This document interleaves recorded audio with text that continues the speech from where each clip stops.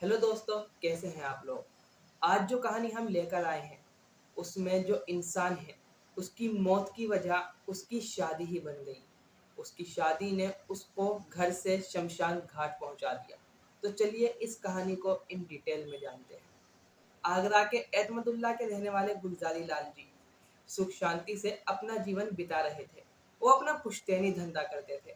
बच्चे जवान हो गए तो उन्होंने पुश्तैनी धंधा छोड़कर दूसरा काम करना शुरू कर दिया।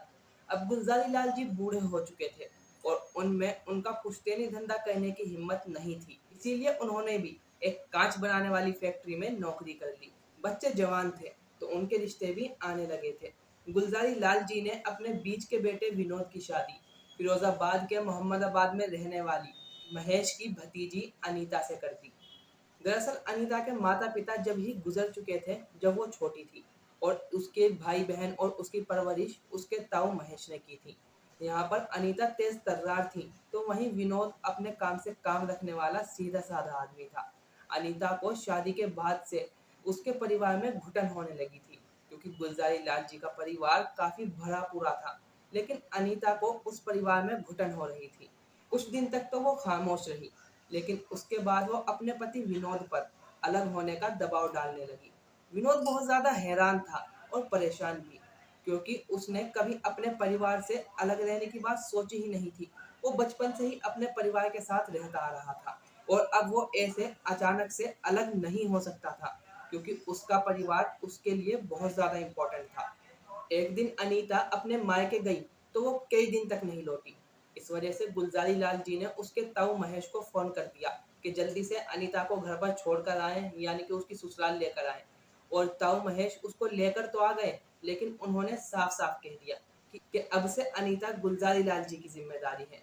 और उन्होंने ये भी साफ साफ कह दिया कि अनीता थोड़ी सी जिद्दी है, इसीलिए अगर वो कोई उल्टी सीधी जिद करे तो उसकी जिद ना माने। उसकी इस बात पर ध्यान उस टाइम तो किसी ने नहीं दिया, लेकिन जैसे जैसे दिन गुजर रहे थे अनीता का व्यवहार भी बदल रहा था। वो ससुराल वालों से बहुत उखड़ी उखड़ी सी रहने लगी थी, जो कि ससुराल वालों को उसका व्यवहार बिल्कुल भी पसंद नहीं आ रहा था। एक दिन अनीता फिर से घर से गायब हो गई।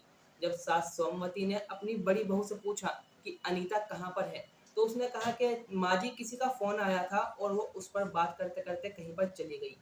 अब सास सोमवती बहुत ज्यादा परेशान हो गई कि आखिर ये कहाँ पर चली गई, क्योंकि घर की बहू का बार बार ऐसे घर से गायब होना घर की इज्जत के लिए काफी ज्यादा खतरनाक था। जब काफी देर बाद अनीता वापस लौटी और सास सोमवती ने उससे पूछा कि वो कहाँ पर गई थी, तो अनीता ने उनको सफाई देने के बजाय उन पर ही भड़कना शुरू कर दिया। वो उनको काफी कुछ कुछ सुनाकर अपने कमरे में चली गई। उसके इस व्यवहार से ससुराल वाले बहुत ज्यादा परेशान थे। वो सोच रहे थे कि आखिर इसे क्या हो गया है। अब क्योंकि उसका बर्ताव इतना ज्यादा अजीब सा हो रहा था तो ससुराल वाले उस पर नजर रखने लगे कि आखिर ये बाहर क्यों जा रही है इतना, और किससे मिल रही है, क्या कर रही है। और एक दिन तो हद ही हो गई। अनीता के जेठ राकेश ने एतमदुल्ला के चौराहे पर अनीता को किसी लड़के के साथ देख लिया। कोई आदमी था तो उसके साथ उसने उसको देख लिया। वो वहां पर तो खामोश रहे, लेकिन जब घर आने के बाद उन्होंने अनीता से पूछा कि आखिर वो किसके साथ थी, तो अनीता कहने लगी कि वो उसका रिश्ते का भाई है। मतलब इतना सुनना था कि गुलजारी लाल जी को बहुत ज्यादा गुस्सा आ गया, जो कि ऑब्वियसली उन्हें आना भी था क्योंकि घर की बहू बाहर जाकर किसी और से मिल रही है तो गुस्सा तो आएगा ही। उन्होंने अनीता को साफ साफ कह दिया कि किसी से भी मिलना है तो घर पर मिले, या जिसको बुलाना है घर पर बुलाए, वरना अंजाम अच्छा नहीं होगा। बस इतना सुनने के बाद अनीता अपने ससुर पर भी भड़क पड़ी। कहने लगी कि इससे बुरा मेरे साथ क्या ही होगा, मुझे यहाँ तुमने कैदी बनाकर रख रखा है। अब यहाँ पर उसकी इस चीज को देखकर सारे ससुराल वाले बहुत ज्यादा हैरान थे कि आखिर ये ऐसा बर्ताव क्यों कर रही है। खैर, उसके इस बर्ताव ने ससुराल वालों के दिमाग में एक बात तो डाल दी थी कि अनीता उनसे कुछ ना कुछ तो छुपा रही है, और इसीलिए वो अब सारे ससुराल वालों के शक के घेरे में आ चुकी थी। उस पर पहले से भी ज्यादा नजर रखी जाने लगी। और तो और, जब ये बात ताऊ महेश को बताई गई तो उसने जो जवाब दिया उसकी उम्मीद किसी ने नहीं की थी। उसने अपना पल्ला झाड़ लिया ये कहते हुए कि मैंने आपसे पहले ही कहा था, अनीता अब आपकी जिम्मेदारी है, अब उसको आप ही संभालिए। खैर, अब ऐसे ही धीरे धीरे वक्त बीत रहा था। अनीता का 2 बार अबॉर्शन भी हो चुका था और फाइनली 4 साल बाद वो एक बेटे आयुष की माँ बन गई। इसी बीच ससुराल वालों को ये भी पता चल चुका था कि अनीता का उसी के गांव में रहने वाले किशन नाम के एक आदमी से अवैध संबंध था। लेकिन क्योंकि अब अनीता माँ बन चुकी थी तो सभी को लगा कि अब अनीता सुधर गई होगी, संभल गई होगी। उसको पता चल गया होगा कि उसके लिए क्या अच्छा है और क्या बुरा। उसको अब अपने बच्चे का ख्याल रखना चाहिए। लेकिन ऐसा कुछ भी नहीं हुआ। माँ बनने के बाद अनीता पूरी बेखौफ हो गई। वो और एक दिन तो अपने छोटे से बच्चे को छोड़कर वो कई दिनों के लिए गायब हो गई।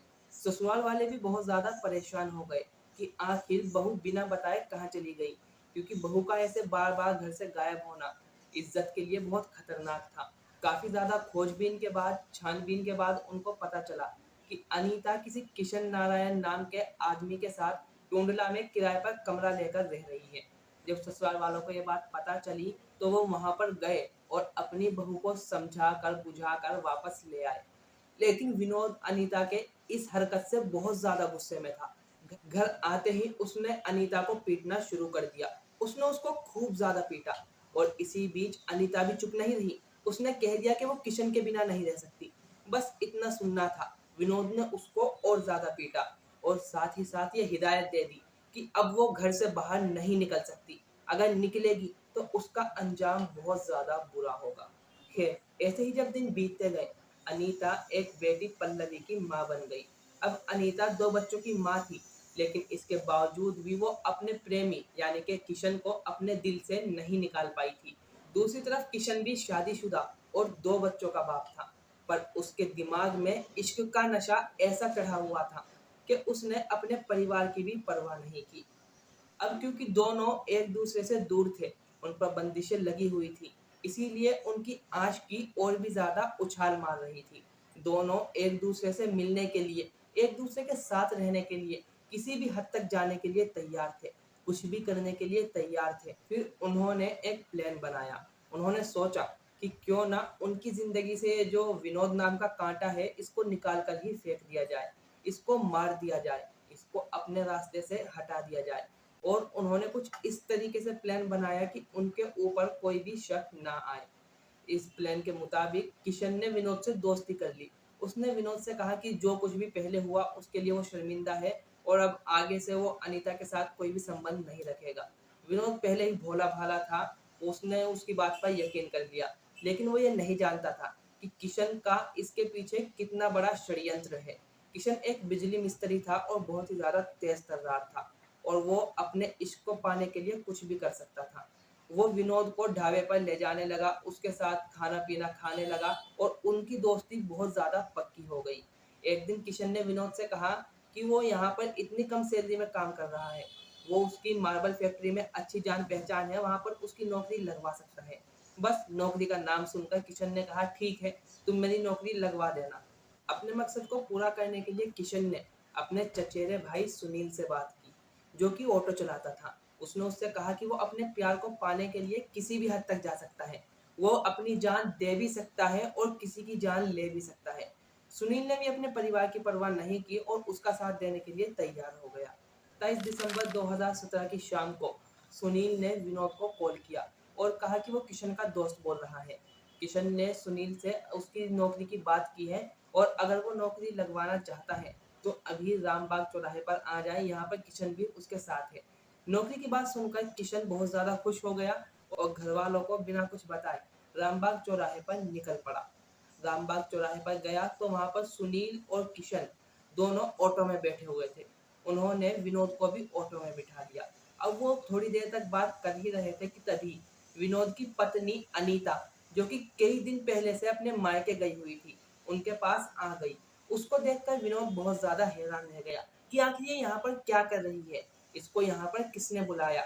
इससे पहले कि वो अनीता से कुछ पूछता, किशन ने कहा कि इसको मैंने यहाँ पर बुलाया है। असल में ये घर जा रही थी तो मैंने सोचा कि यहाँ पर बात करने के बाद तुम्हारे साथ ही ये घर चली जाएगी। विनोद ने किशन की बात पर एक बार फिर से यकीन कर लिया। उसके बाद किशन ने कहा कि जो फैक्ट्री का मालिक है वो 8 बजे तक आएगा, तब तक चलकर ढाबे पर कुछ खा लेते हैं। उसके बाद वो चारों ढाबे पर गए और वहां पर खाना खाया। किशन ने विनोद को दारू भी दी। उसने उसकी दारू में नींद की गोली मिला दी।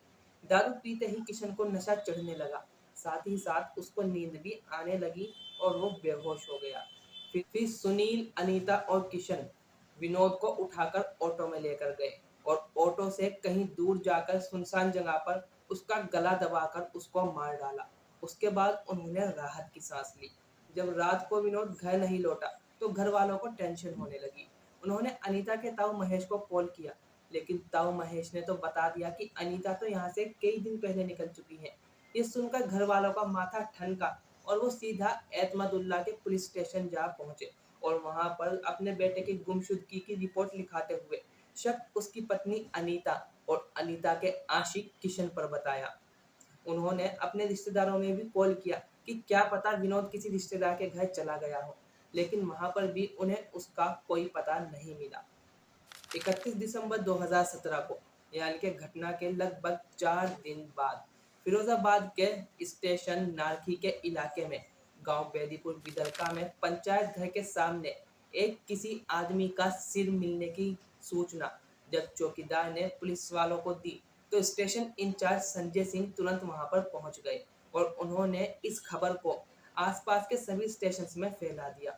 इधर एतमदुल्ला के स्टेशन में विनोद के घर वालों ने विनोद की रिपोर्ट लिखाई हुई थी, तो वहां के स्टेशन इंचार्ज को लगा कि हो सकता है कि ये विनोद हो। इसीलिए उन्होंने गुलजारी लाल जी को बुला लिया और उनको अपने साथ लेकर नारखी पहुंच गए। नारखी पर जब गुलजारी लाल जी ने वो सिर देखा तो वो दहाड़े मार मार कर रोने लगे, क्योंकि वो उनका बेटा विनोद ही था। सिर की शनाख्त होने के बाद नारखी पुलिस शरीर के बाकी हिस्सों को ढूंढने में लग गई। तभी संजय सिंह को एक और इन्फॉर्मेशन मिली कि शमशान घाट से मोहम्मदाबाद जाने वाले रास्ते पर किसी आदमी के शरीर के कुछ टुकड़े मिले हैं। संजय सिंह को लगा कि हो सकता है कि ये टुकड़े भी विनोद के हों, इसीलिए वो वहां पर पहुंचे, सारे टुकड़ों को इकट्ठा किया और पोस्टमार्टम के लिए भेज दिया। इस डरा देने वाली घटना ने इलाके के सभी लोगों के अंदर दहशत बैठा दी थी। सभी लोग सोचने पर मजबूर थे कि आखिर कोई पत्नी अपने पति के साथ ऐसा कैसे कर सकती है। नारखी पुलिस को अब कातिलों की तलाश थी। वो अनीता और किशन के घर पर पहुंचे, लेकिन उन्हें वहां पर कोई नहीं मिला। 4 जनवरी 2018 को संजय सिंह के मुखबिर ने उन्हें खबर दी कि राजवाली चौराहे पर अनीता और किशन मौजूद हैं। इतना सुनना था। संजय सिंह फोर्स के साथ तुरंत वहां पर पहुंचे और दोनों को दबोच लिया। पुलिस दोनों को स्टेशन ले आई और सख्ती से पूछताछ करने पर अनीता ने अपना मुंह खोल दिया। उसने बताया कि उसी ने अपने पति को मारा और उसके 30 टुकड़े किए और उसने ये भी एक्सेप्ट किया कि उसके शादी से पहले किशन के साथ अवैध संबंध थे। दरअसल किशन और अनीता का घर सामने सामने था। वो बचपन में साथ साथ खेला करते थे। बचपन की दोस्ती कब प्यार में बदल गई उनको पता ही नहीं चला। लेकिन किशन अलग जाति का था, इसीलिए ताऊ महेश ने अनीता की शादी उससे करने से मना कर दिया और किशन के घर वालों ने भी उसकी शादी किसी और से कर दी। ताऊ महेश को लगा कि शादी के बाद अनीता सुधर जाएगी, लेकिन जैसे ही वो किशन से दूर हुई उसकी आशिकी और ज्यादा बढ़ने लगी।